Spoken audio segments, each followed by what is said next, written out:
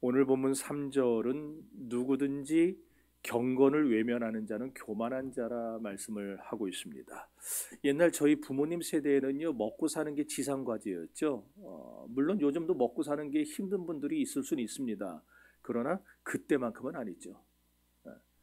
이미 우리는 먹고 살만해졌어요. 그런 시대를 살고 있습니다. 문제는 먹고 살만해지니까 사람들이 엉뚱한 목표를 갖기 시작합니다. 그 목표가 뭐냐? 이제는 사치, 쾌락, 그런 게 인생의 목표가 되어버렸어요.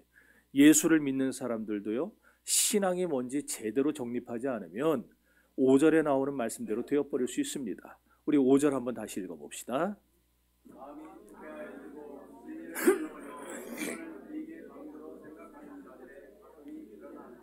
아멘. 여기 보세요. 사람들이 경건을 이익의 재료로 삼는 데입니다.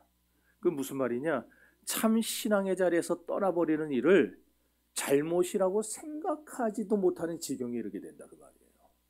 그러니까 내가 신앙생활을 하고 안 하고 나왔다 안 나왔다 내 마음대로 왔다 갔다 하는 거를 이게 잘못이다 죄다 그렇게 생각을 안 한다는 거예요. 자기 생각하고 싶은 대로 이익대로 판단한다는 거예요. 오늘은 아까 기도에도 얘기했듯이 특별히 스승의 주일입니다. 그래서 이 시간에 우리는 물론이고 우리 다음 세대들이 귀담아 들어야 될 문제들을, 신앙적인 문제들을 한번 생각해 보려고 합니다. 역사적으로 중세 로마 천주교에 대해서 두 가지 큰 반발이 일어났어요. 우리 중학생들 배우나? 아직 안 배우나? 고등학교 가서 배우려나 모르겠는데 이 반발은 중세 천주교의 그 어떤 반성경적이고 또는 이교적인 그런 권위에 대한 반발에 의해서 나타난 겁니다. 하나는 여러분도 잘 아시는 겁니다. 인본주의적 반발이 나타났는데 그걸 우리는 르네상스라고 부릅니다. 또 하나는 신본주의적 반발이 나타났어요. 그러니까 사람이 중심이 돼서 반발이 하나 나왔고 그다음에 신앙을 중심해서 반발이 또 하나 나온 거예요.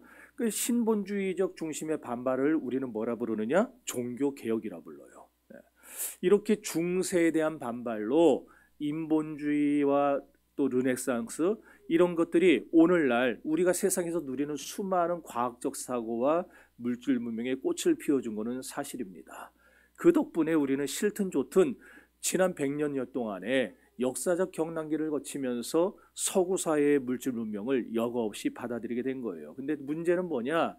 우리가 인식하지 못하는 사이에 그 배후에 도사리고 있는 인본주의적 사고까지 무분별하게 받아들였다는 겁니다. 그러니까 우리가 분별하고 이거는 아닌데 이거는 성경적으로 옳지 않은데 이렇게 탁탁탁탁 해가면서 좋은 것만 골랐으면 문제가 없었는데 그게 안 되는 거예요. 그게 안 돼. 그냥 다 받아들였습니다. 그래서 오늘날 교회를 다니면서도 진화론을 믿는 사람들이 있어요. 실제로 과학자들 중에 기독교 진화론자들이라고 있습니다. 이 사람들은요 UFO 미확인 비행물체도 믿습니다. 외계인이 있다는 것도 믿습니다. 하나님이 지구만 만들었겠느냐? 수없이 많은 별을 만드는데 거기 어디 있는가는 지구처럼 똑같은 별이 하나 있겠지. 이게 기독교 진화론자들의 논리입니다.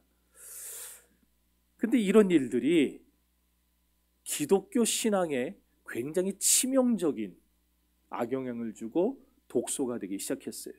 물론 우리는 현대를 살아가고 있으니까 아미시 공동체 혹시 아세요? 아미시 공동체 한번 띄워. 지금도요 미국의 저 마을은요 마차 타고 다니고 핸드폰 없고 인터넷 안 되고 직접 농사져서 농사진 거 물물 교환하면서 먹고 살아요. 우리가 지금 현대를 살면서 저렇게 살 수는 없죠. 그죠? 그런데 현실과 실용이라는 것을 무분별하게 쓸어 담으면서 우리가 내 신앙을 뭐라 그래야 될까요? 망가뜨려가면서 좀 먹어가면서 그렇게 살고 있는 건 아닌가? 우리가 한번 고민은 해봐야 됩니다. 결국 근대에 이르러 이런 인본주의가 크게 성행을 하게 되죠. 그래서 이성과 과학이 주도하는 계몽주의와 낭만주의가 등장하게 됩니다. 말은 참 좋아요. 계몽주의, 낭만주의. 여러분들 학교 다닐 때 다 한 번씩 배운 것들입니다. 그럼 계몽주의의 가장 큰 특징이 뭐냐? 중세 1000년 동안 인간이 불행했다는 거예요. 왜 불행했느냐? 그리고 인간이 중세 1000년 동안 계속 억울하고 실패를 했다는 거예요. 그럼 왜 불행하고 왜 실패했느냐 그랬더니 몰라서 그랬다는 겁니다. 그럼 뭘 몰랐느냐 했더니 신을 몰라서가 아니고 인간이 온 세상의 주인이라는 사실을 몰라서 불행했고 그걸 몰라서 실패했다는 겁니다. 결국 이제 모든 사고와 생각의 중심을 누구로 바꾸기 시작한 거예요? 사람으로 바꾸기 시작한 거예요. 하나님을 그 자리에서 끄집어내리고 우리 마음의 중심의 자리에서 하나님을 끄집어내리고 이제 그 자리에 누가 앉기 시작한 겁니까? 내가 앉기 시작한 거예요. 단어는 굉장히 멋있습니다. 계몽주의, 낭만주의. 그런데 계몽주의와 낭만주의가 실제는 뭐다?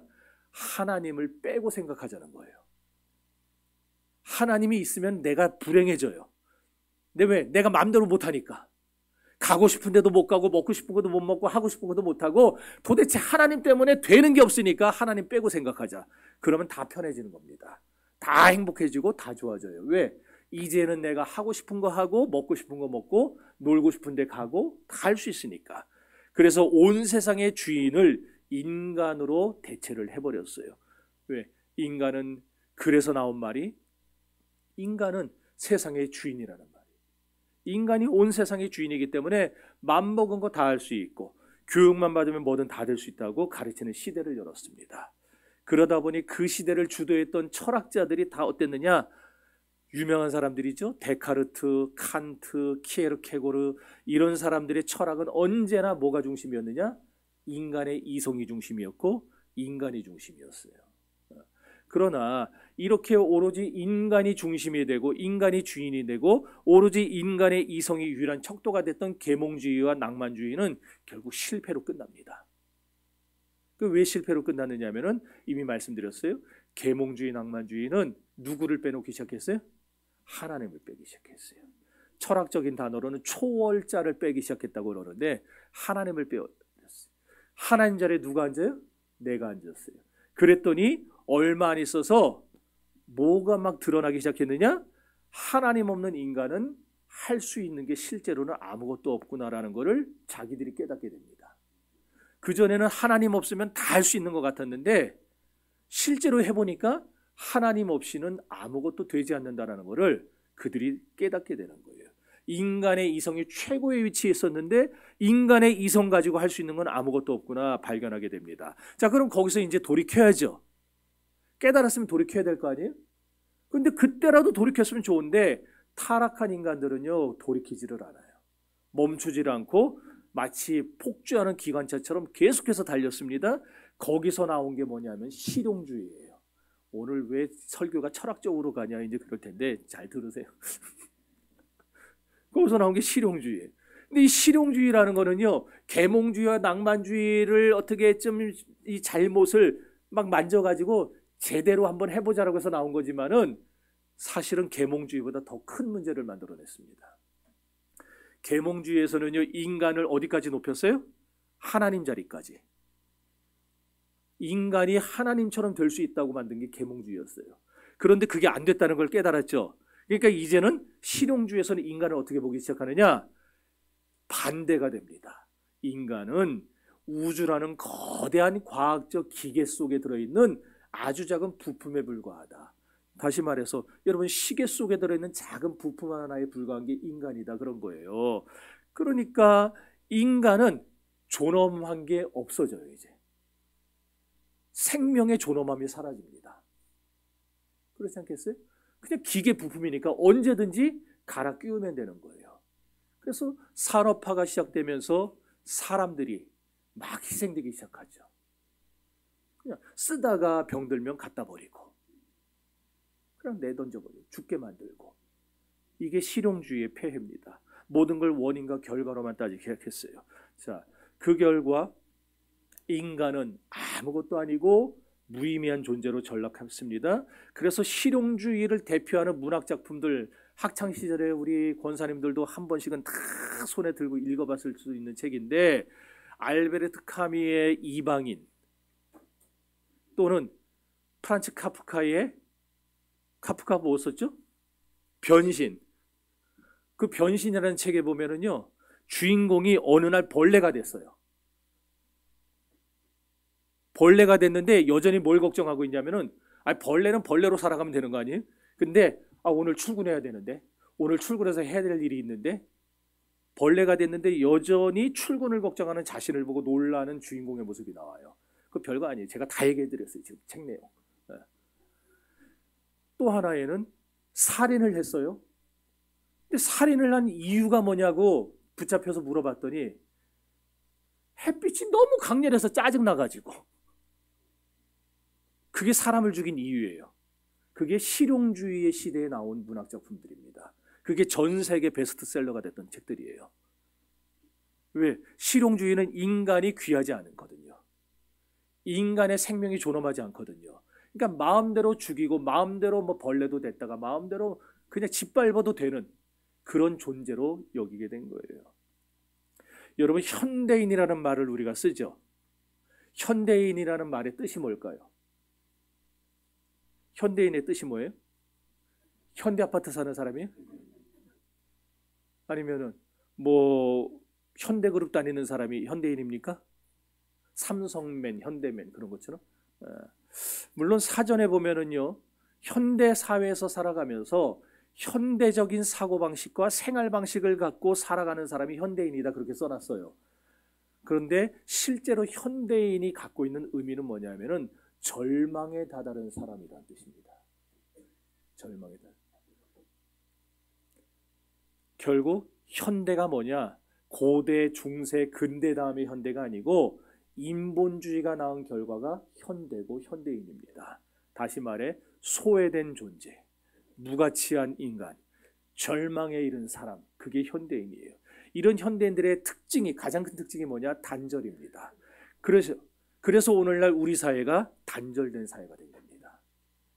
어느 날 갑자기 이렇게 된 게 아니라 어느 날 갑자기 아이들이 부모 말 듣기 싫어하고 어느 날 갑자기 상사의 말 꼰대라 그러면서 듣기 싫어하고 이렇게 된 게 아니라 인본주의가 낳은 영향들이 미치고 미쳐서 오늘까지 이렇게 된 거예요. 부부 사이의 단절, 부모와 자식 간의 단절, 그리고 스승과 제자 사이의 단절. 교회에서는 그런 일이 없지만은 세상 학교에서는 학생들이 선생님을 구타하고 그런 일이 심심찮게 일어나죠. 선생님이 애를 훈계했더니 부모가 쫓아가서 애들 보는 앞에서 선생님이 따귀를 올려치고. 이게 왜? 단절된 사회가 돼서 그래요. 심지어는 목사와 교인 사이에도 단절이 생겨요. 그래서 서로 갈등합니다. 그리고 싸워요. 괴로워합니다. 이게 더 널리 나가면 이제 진보와 전통이 갈등하고 싸우는 단계가 됩니다. 과거 기성세대, 우리 여기 최소 50대 이상 되는 분들은요, 의식하든 안 하든 전통적으로 우리 속에 들어있는 생각은 뭐냐? 어른들한테는 그래도 예의를 지켜야 된다. 이게 들어있어요. 네. 그렇게 배우면서 자랐으니까. 근대 사회가 추구했던 옛 선인들의 말이 맞다. 우리는 그걸 맞다고, 진리라고 여기면서 자라왔어요. 그게 기성세대의 사고방식입니다. 그런데 우리의 자녀 세대들, 40대 이하의 자녀 세대들은요, 달라요. 벌써 왜라는 말부터 꺼냅니다. 왜 그래야 됩니까? 왜 해야 됩니까? 왜 버스에서 노인에게 자리를 양보해야 됩니까? 그래서 요즘은요, 새파란 애들도요, 노인이 올라가도 안 비켜줘요. 뻔히 쳐다보면서. 근데 여기 어른 세대는 안 그랬잖아요. 할머니, 할아버지들이 짐 갖고 타시면은 여기 앉으세요부터 나왔었는데 요즘에는 왜 하필 내 앞에 와서 앉아? 그 생각부터 하는 시대가 돼버렸어요. 왜 어른들이 숟가락 내려놓기 전에는 밥상머리를 떠나면 안 되는데요? 우린 그냥 아무 생각 없이 그렇게 교육을 받았잖아요. 어른들이 숟가락 들기 전에는 나도 안 들고 숟가락 내려놓기 전에는 다 먹었어도 가만히 앉아있고. 근데 이제는 지가 먹고 싶은 어른이 있든 말든 먹고 어른이 다 드시기 전에도 그냥 떠나버리는 일들. 물론 여기 그런 사람이 있다는 게 아니라 현대인들이, 현대 사회가 그렇게 돼버렸다라는 거예요. 그런 사람들이 교회에 들어오면서 왜 예배당에서는 음식 먹으면 안 돼요는데 그런 질문이 나옵니다. 그런 수준 낮은 질문에도 대답을 해야 되는 게 참 내가, 여러분 이게 무슨 말이냐, 다음 세대들은 기성세대들이 했던 절대를 인정하지 않는다는 말입니다.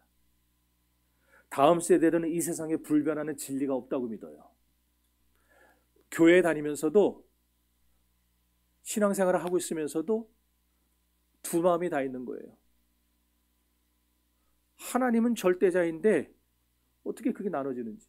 그런데 세상에 살아갈 때는 어떤 절대자가 없는 것처럼 그러고 살아요. 이렇게 계명주의와 실용주의 교육이 우리 자녀들의 사고방식을 지난 수십 년 동안 완전히 바꿔버린 겁니다. 이걸 우리가 아는 말로, 다른 말로 바꾸면 한마디로 세대 차이라 그러죠. 여러분 세대 차이란 말 많이 쓰잖아요.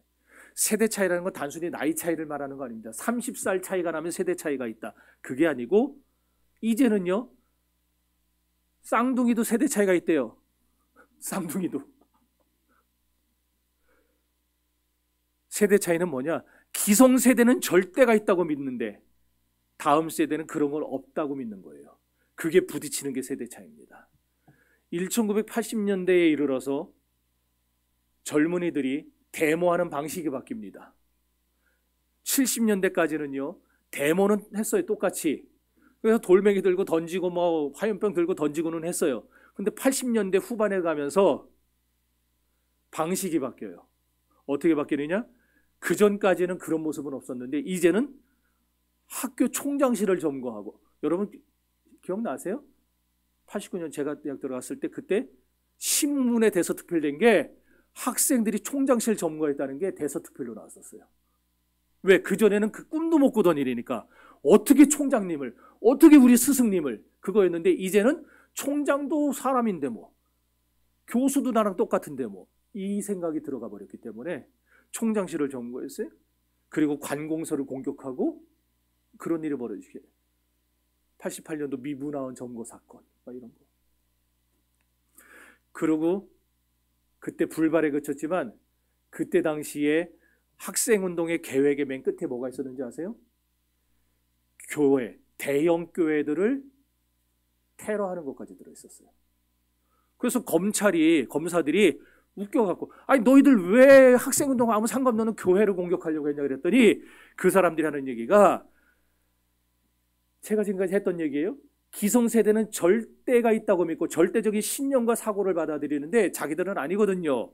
눈에 보이는 게 전부라고 믿는 세대예요. 그래서 기성세대 절대적 신념과 사고의 가장 큰 중심이 뭐냐, 근원이 뭐냐 봤더니 교회더래요.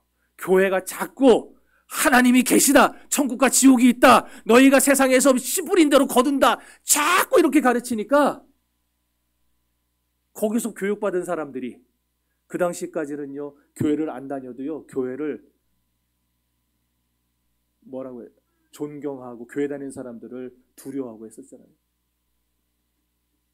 그게 사회를 정화시키면서 나아갔었는데 이제 절대가 없다고 믿는 사람들이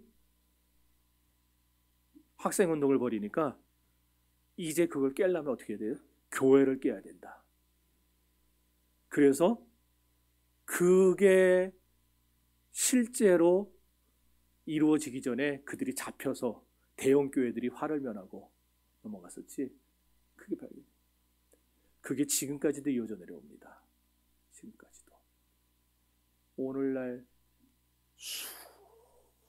수없이 교회를 공격하고 교회를 욕하고 비난하고 그리고 나아가서 차별금지법을 통과시키라고 하는 이유는 뭐냐면은 그 사람들이 결국 교회를 해체하기 위함입니다. 교회가 없어져야 진정한 파라다이스가 온다라는 게 그 사람들의 생각이에요. 그래서 차별금지법은 단순히 차별하지 말자라는 게 아니에요. 교회를 이 땅에서 합법적으로, 공식적으로 문 닫게 하기 위한 그들의 마지막 수입니다. 여러분들이 이번 6월 3일 날 대선에서 정신 차리고 사람 뽑아야 됩니다.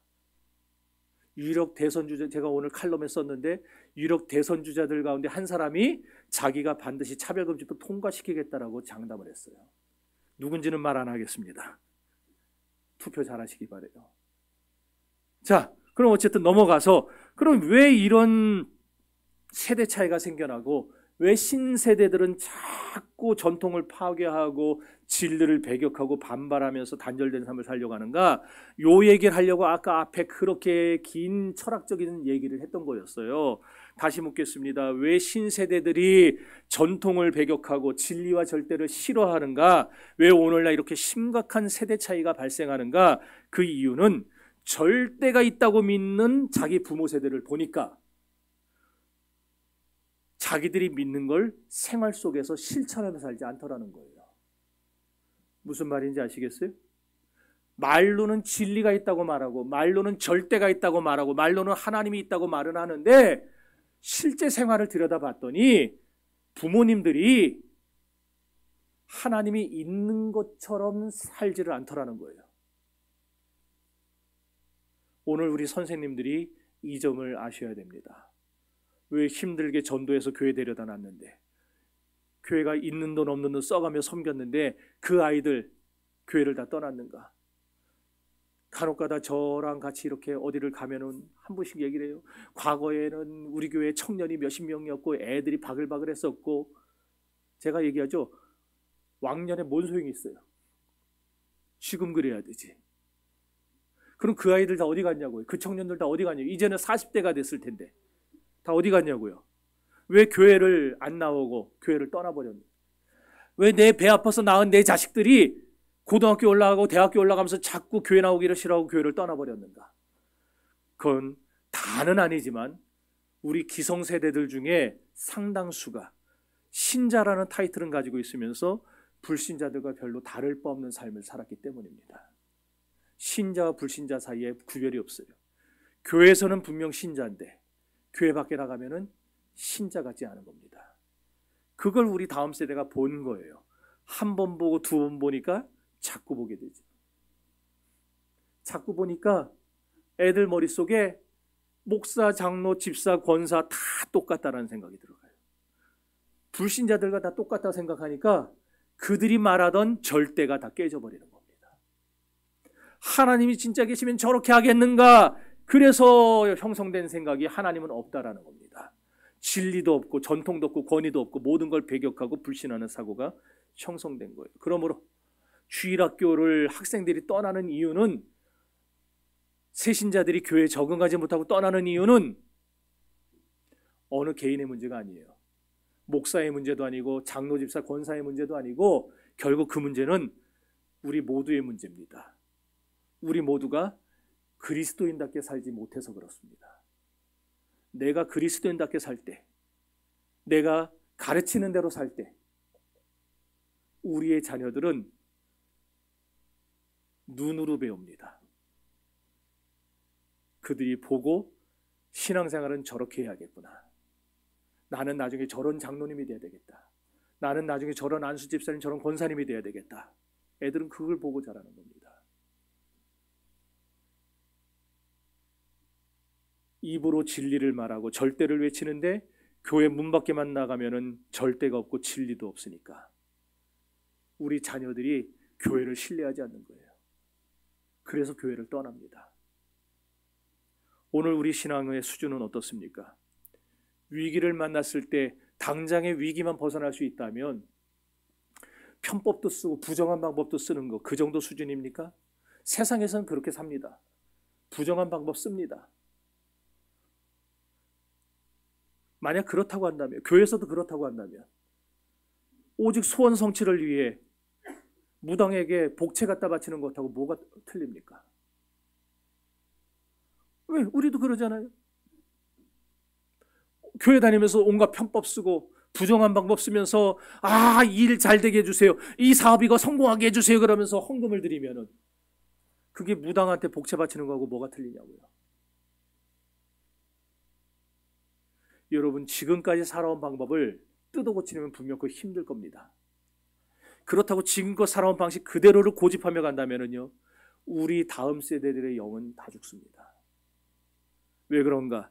현대 사회는 계몽주의와 실용주의보다 더 사악한 대안을 마련해 놨어요.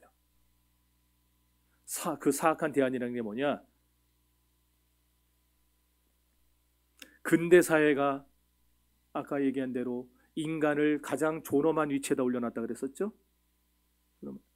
근데 현대 사회가 그걸 벤치마킹했어요. 그래서 인간을 올려놓는 대신에, 왜 이제 한번 그게 안 된다는 걸 사람들이 깨달았으니까 또 갖다 놔봐야 안 되니까. 그러니까 인간을 올려놓지 않고 거기다가 뭘 갖다 놨냐니까 쾌락과 돈을 갖다 놨습니다. 최고의 자리에. 그래서 오늘날 애들도 알아요. 10,000원짜리 50,000원짜리하고 뭐 줄까 그러면 50,000원짜리 딱 집습니다. 애들이 벌써 돈의 가치를 알아요. 얼마 전에 수예배 때 제가 예를 들었죠. 제가 한 얘기가 아니라 그 설문조사 통해서 나온 그 결과를 제가 표로 보여드렸었습니다. 10대 학생들입니다. 여기 있는 우리 저 예쁜 다인이나 뭐 시온이 같은 애들, 저런 애들한테 1,000명한테 물었어요. 누가 10억을 준다면 감옥에 10년 동안 갈 수 있겠느냐? 10억 준다면 가느냐 그랬더니 거기에 극소수를 빼고 다 당연하죠. 10억 주는데 감옥을 10년 가서 사는 거 뭐 까짓것. 그게 지금의 10대들의 가치관입니다. 돈이 최고의 자리에 올랐어요. 그래서 돈을 위해서 이제는 사람을 죽입니다. 돈을 위해서 하지 말아야 될 짓들을 합니다.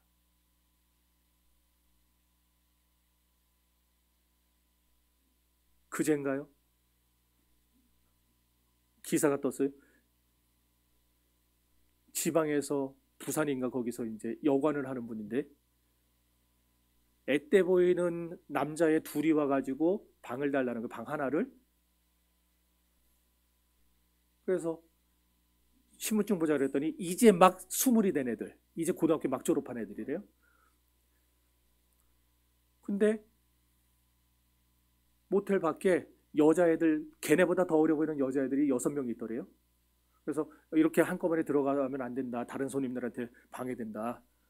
그랬더니 60대 그 주인을 후드를 패가지고 안면뼈가 다 부서지고, 그게 이제 기사에 떴더라고요. 그 여자애들 6명이 뭐 하러 온 줄 아세요? 성매매하러 왔어요. 그 이제 중학생, 고등학생 1학년 애들이. 왜? 부모가 돈을 줘야 되는데 부모가 돈을 못 주니까 돈은 써야 되겠고, 그런데 돈을 벌려니 누가 난 안 써주고, 어렵게 힘들게 아르바이트해서 벌어봤자 그거 얼마 안 되고, 그러니까 가장 쉽게 벌 수 있는 게 그거밖에 없다. 돈이라면 뭐든지 다 할 수 있다는 생각으로 변해버렸어요. 지금이라도 그래서 우리가 뜯어 고쳐야 되는 겁니다. 그래야 우리 자녀들이 거기서 빠져나올 가능성이 조금이라도 늘어나는 겁니다. 지금이라도 내가 돌이키면 우리 자녀들은 삽니다. 그러나 내가 여전히 계속 그 자리에 머물러 있다면, 여러분들이 만약에 자녀들에게 바라는 소원이 그냥 돈 많이 벌고 자기 것 챙기면서 그냥 그렇게 살았으면 좋겠다라는 거라면은 지금처럼 사십시오.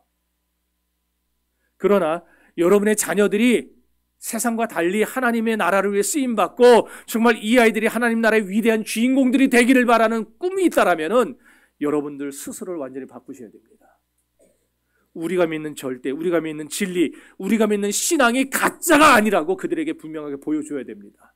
말로 떠들라는 얘기가 아니라 우리의 믿음으로, 우리의 생활로, 우리의 교회 생활로 보여줘야 됩니다. 예수만이 우리의 유일한 길이라는 것을, 우리의 유일한 구원의 길이라는 사실을 우리 삶에서도 보여줄 수 있어야 됩니다. 끊임없이 물질적 풍요만 생각하는 이 사회 속에서, 돈이 최고의 가치가 되어버린 이 사회 속에서 그게 아니라고 사람의 제일 되는 목적은 하나님을 영화롭게 하는 것과 영원토록 그를 기뻐하는 것에 달려있다고, 그걸 우리는 보여줘야 됩니다. 오늘날 무늬만 그리스도인들이 얼마나 많은지 모릅니다. 하나님도 없고 십자가도 없어요. 신앙의 탈을 쓰고, 제가 재밌는 사진 하나 갖고 와서 한번 틀어줘 보세요. 저 뭔지 몰라요? 늑대가 양탈 쓰고 있는 거예요 지금.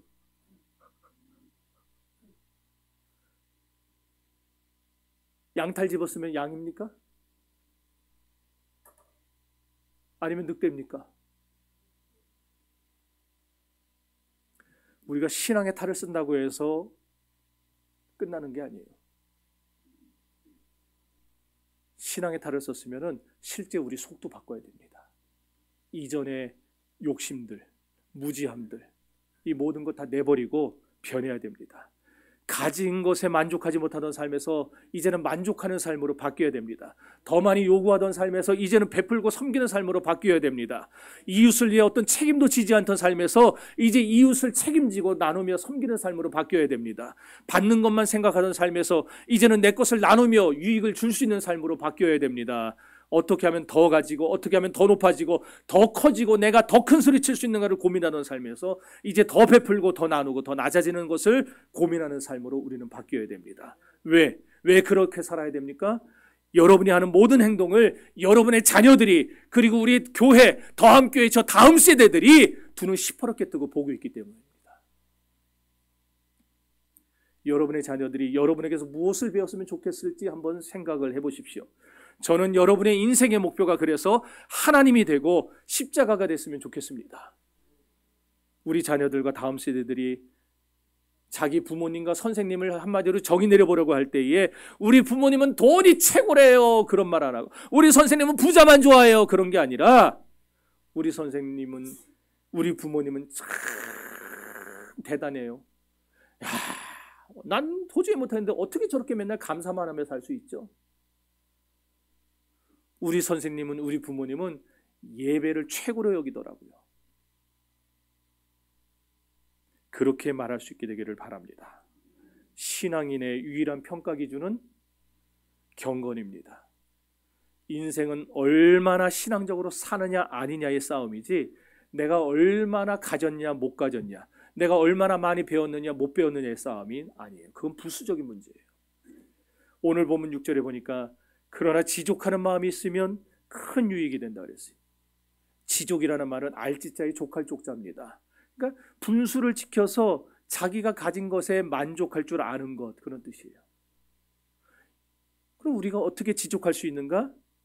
지족할 수 있는 길은 하나입니다. 하나님이 진짜 내 아버지가 되어주실 때 우리는 지족할 수 있습니다. 만족합니다. 하나님이 내 안에 계시면은 이 세상 어떤 것도 우리가 거기에 마음 뺏기지 않고 하나님이 최고가 됩니다. 그러나 하나님을 놓치고 세상 것을 손에 쥐고자 하면은 우리는 쥔 것 같은데 늘 결핍을 느끼게 될 겁니다. 하나님을 놓고 자꾸 쥐어보세요. 쥐인 손에서 모래 빠지듯이 물을 움켜쥔 것처럼 다 빠져나가게 될 겁니다. 사람은요, 살다 보면 나 자신도 싫어질 때가 있어요. 안 그렇습니까? 그런데 어떻게 평생 따로 자란 그 남녀가 서로 가정을 이루고 주구장창 일평생 좋기만 하겠어요? 저는요, 평생 한 번도 안 싸웠다는 사람들은요, 그걸 이상하게 봅니다. 전 많이 싸웠어요. 안 맞아요, 안 맞아. 하나부터 열까지 안 맞아요. 근데 어째서 지금까지 26년이에요, 제가? 26년째 살고 있느냐? 지족하기 때문이에요. 하나님이 짝져주신 거. 제가 청년 때 20대 때 뮤지컬을 봤어요. 아가씨와 건달들이라고 하는, 여기 아시는 분들 있죠? 보셨어요?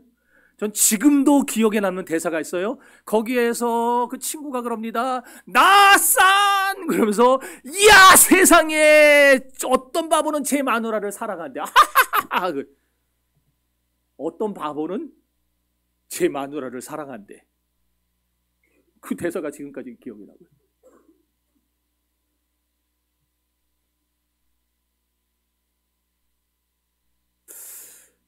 여러분, 자기 남편에게, 자기 아내에게 만족할 수 있기를 바랍니다. 그리고 여러분의 환경에, 여러분의 직장과 사업에, 여러분의 자녀에, 여러분의 부모에, 그리고 여러분에게 주신 이 교회에, 우리 교인들에게 서로 감사하고 만족할 수 있기를 바랍니다. 와이프가 언제 락스 한 숟갈 밥에다 확 탈지 몰라도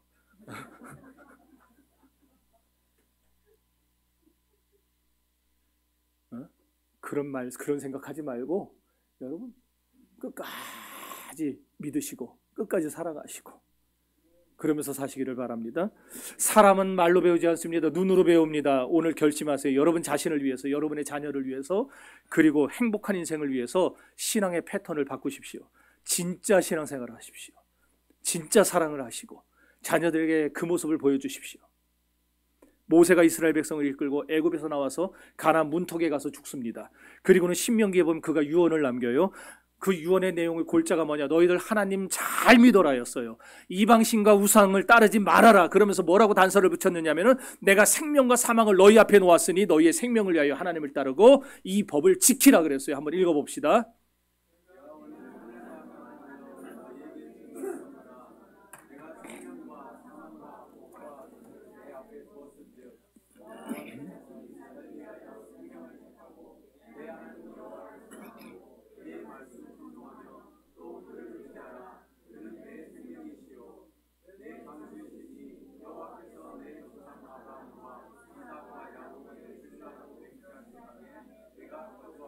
아멘. 여러분 지금 조금 아까 그 색칠한 데 다시 껴보세요. 지금 제가 한 얘기가 저조차고 한 얘기가 아니죠. 교회조차고 하는 얘기도 아닙니다. 여러분이 살기 위해서, 여러분의 자손이 살기 위해서 생명을 택해야 되는데 생명을 택하는 길이 뭐예요? 참다운 가치를 발견해야 될 거 아니에요? 여러분이 인생을 걸 만한, 목숨을 걸 만한 그런 어떤 절대적인 진리를 붙잡아야 될 거 아니에요? 그게 누구예요? 하나님입니다. 그리고 하나님의 말씀입니다. 그걸 여러분이 보여주라는 거예요. 여러분이 보여주면 여러분의 자녀들은 그걸 보고 배우게 될 것입니다. 왜 우리가 그래야 되는가? 하나님 안에만 행복이 있고 하나님 안에만 만족이 있고 하나님 안에만 승리가 있고 하나님 안에만 감사가 있기 때문입니다. 그러나 하나님을 뺀 그 자리에는 싸움만 남고 더러움만 남고 불행만 남습니다. 초대교회 때는요, 예수를 믿는다는 것이 언제 죽을지도 모르는 그런 입장에 자기를 내던지는 것과 똑같았습니다. 그래서 하나님을 신앙한다는 것은요, 언제나 목숨 건 선택이었어요. 내가 지금 예수를 믿습니다라고 하면 그 사람은요, 언제 어느 때 잡혀가서 죽을지 모르는 신세가 되는 겁니다.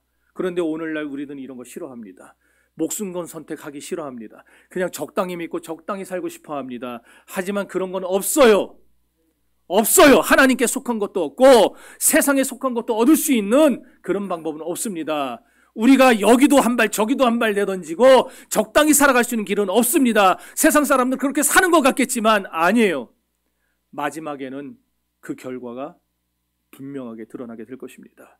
여러분이 이 아침에 진정한 신앙의 승리를 위해서 그리고 여러분의 행복을 위해서 참다운 신자의 결정을 내리시기 바랍니다. 그리고 그 결정을 행동으로 옮기세요. 옛날 광고 중에 김정은 씨가 나와서 여러분 부자 되세요 하는 광고 있었어요. 부자가 돼도요, 책임을 다하는 부자가 돼야지 책임을 다하지 못하는 부자가 되면 욕만 먹습니다. 수전노라고. 이제 지밖에 모른다고. 우리 그리스도인들도요, 그냥 그리스도인 되면 안 됩니다. 책임을 다하는 그리스도인이 되어야 됩니다. 그러지 못하면 우리는 침륜에 빠지게 돼요. 디모데전서 6장 9절 오늘 본문입니다. 시작.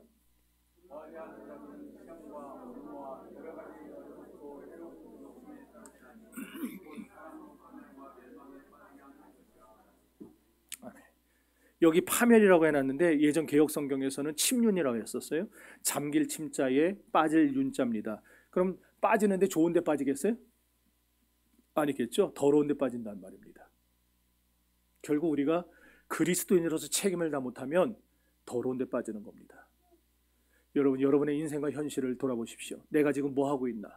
내가 얼마나 깨끗한가가 아니라 예수를 믿는다고 말할 자격이 있는가를 돌아보라는 겁니다. 나는 진짜 예수를 믿는다고 자랑스럽게 말할 수 있는가? 그런 목표와 원칙 속에서 몸부림치며 살고 있는가를 보라는 얘기입니다. 그리스도인 부모로서 그런 모습이 나타나지 않다면 하나님이 기뻐하는 부모는 아닙니다. 그리고 마찬가지로 주일학교 교사로서 그런 모습이 나타나지 않는다면 영혼을 살리는 교사는 아닙니다. 저는 우리 교회에 비록 주일학교의 규모는 작고 선생님의 숫자는 적을지라도 우리 선생님들과 우리 부모님들이 그런 제대로 된 자격을 갖춘 그런 부모와 그런 교사가 될 수 있기를 바라고, 그런 분들이 더 많아지기를 소망합니다. 진정한 신자의 자리를 찾으십시오. 여러분이 건강해야, 여러분이 경건해야 가정이 살고 교회가 살고 그리고 사회가 살고 이 나라와 민족이 삽니다. 이 나라 어디에 소망의 빛이 있습니까? 어디 기댈 만한 게 있습니까? 여러분의 자식들에게 뭘 물려줄 수 있겠습니까? 신앙 외에는 아무것도 없습니다. 믿을 것도 기대할 것도 없습니다. 그 모든 성패는 이제 지금 이 시간 바로 여기서 결단하는 여러분의 각자의 결단에 달려 있습니다. 오늘 결단합시다. 그리고 자녀에게, 우리 제자들에게, 이웃들에게 우리 삶을 보여주고 경건한 후손을 기르는 여러분과 우리 더함교회 모든 성도들이 될 수 있기를 주의 이름으로 축원합니다.